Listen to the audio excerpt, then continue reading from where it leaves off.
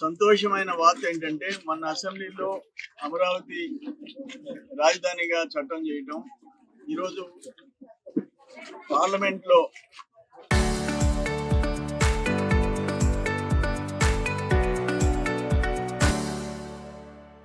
ఢిల్లీలో లోక్సభలో బిల్లుని చట్టబద్ధం చేయటం, ఆంధ్రప్రదేశ్ శాసనసభ ఆమోదించి పంపించిన అమరావతి రాజధానిగా కేంద్రం కూడా ఒప్పుకోవడం, చట్టం చేయడం చాలా సంతోషం. దీనివల్ల ఏంటంటే ఎవరైతే 34,000 ఎకరాలు ముందుకొచ్చి త్యాగం చేశారో, ల్యాండ్ పూలింగ్ దేశంలో మొదటిసారి ల్యాండ్ పూలింగ్ కింద ముందుకొచ్చిన ఆ రైతులు వాళ్ళ మేలు ఎప్పుడు రాష్ట్రం మర్చిపోదు. ఈ రోజు వాళ్ళకి ఏంటంటే ఎప్పుడైతే ఈ చట్టం అయిపోయిందో ఆటోమేటిక్ గా వాళ్ళకి ఆ విలువలు పెరుగుతాయి, పెట్టుబడులు వస్తాయి, రియల్ ఎస్టేట్ పెరిగింది, ఇల్లు కట్టుకునే వాళ్ళు ఎక్కువ మంది వస్తారు. కన్ఫ్యూజన్ పోయింది. జగన్మోహన్ రెడ్డి ఎప్పుడైతే ఆ 2019కి ముందు నేను ఇక్కడ ఇల్లు కట్టుకుంటున్నాను అమరావతి రాజధాని అని చెప్పి 3 ముక్కలాట 3 రాజధానులు అని చెప్పి ఆఖరణ ఇంకో మాట చెప్పాడు ఆయన, నేను ఎక్కడుంటే ముఖ్యమంత్రి ఎక్కడుంటే అక్కడ రాజధాని అని చెప్పాడు. అంటే ఆయన యలహంకలో ఉంటే ఆయన 29 ఎకరాలు 3 లక్షల చదరపు అడుగులు ఆడుంటే అది రాజధాని. బెంగళూరులో నువ్వు హైదరాబాద్ లో లోటస్ పాండ్ లో ఉంటే అది రాజధాని, లేకపోతే నువ్వు విశాఖపట్నంలో ఉంటే రాజధాని. అసలు అర్థం లేని మాట. ముఖ్యమంత్రి ఎక్కడుంటే అక్కడంట. అంటే ప్రజలకి రాజధాని ఈ రోజు మాట్లాడినా అంట ఏమని, రాజధాని అనే దానికి రాజ్యాంగబద్ధమైంది ఇది లేదంట, చట్టం లేదంట.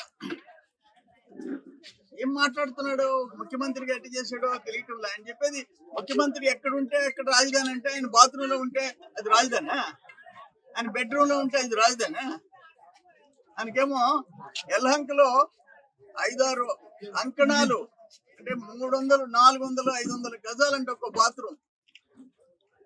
దాంట్లో బహుశా అదైనా రాజధాని చేసుకోవచ్చు అనుకుంటున్నాడేమో, మాకు అర్థం కాలే. ఇటువంటి వ్యక్తిని మనం ఎప్పుడు చూడలే.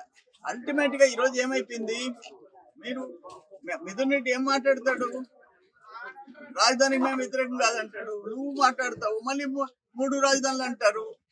మీకు అసలు స్పష్టత ఉంది. ఒక ఆషామాషి విషయం కాదు ఇది, ఒక స్టేట్ క్యాపిటల్ విషయం. రాష్ట్రం విడిపోయిన తర్వాత రాజధాని అనేది, నువ్వు విశాఖపట్నం పెడతావు, అనంతపురం నుంచి విశాఖపట్నం ఎన్ని గంటల్లో పోవాలా?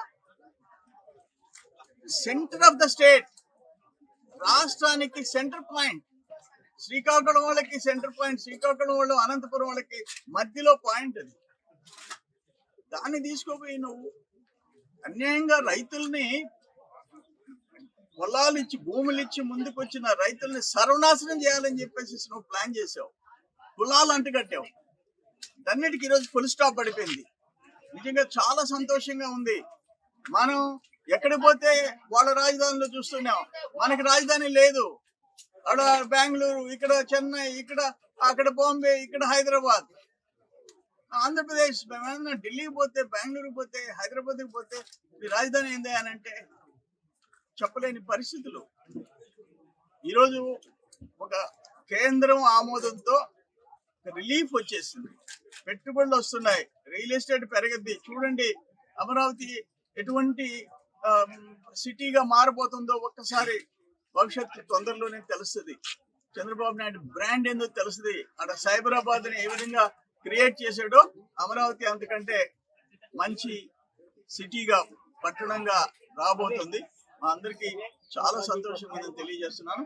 ఈరోజు అయితే ఇక్కడికి వచ్చేటప్పటికి లోకల్ గా అమరావతి రాజధానిలో ఇప్పటికీ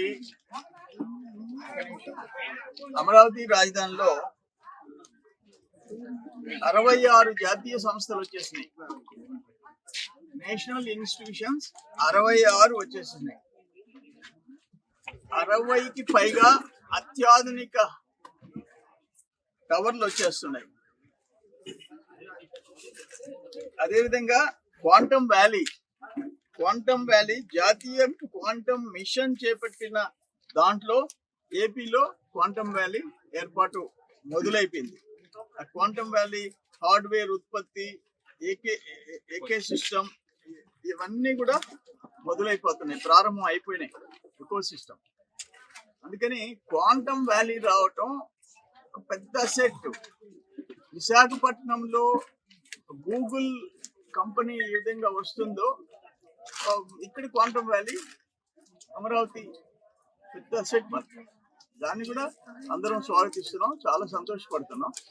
ఆల్మోస్ట్ 66 జాతీయ సంస్థలు ఇక్కడికి రావటం, అది కూడా ఒక పెద్ద అసెట్. ఇది మనం రాబోయే రోజుల్లో మనందరం గర్వపడేలాగా ఆంధ్రప్రదేశ్ రాజధాని చంద్రబాబు నాయుడు గారు క్రియేట్ చేయబోతున్నారు. ఫస్ట్ దేశంలోనే క్వాంటమ్ వ్యాలీ మంది. ఆ గూగుల్ సిస్టమ్ కూడా మంది, దేశంలో మంది. ఓకే.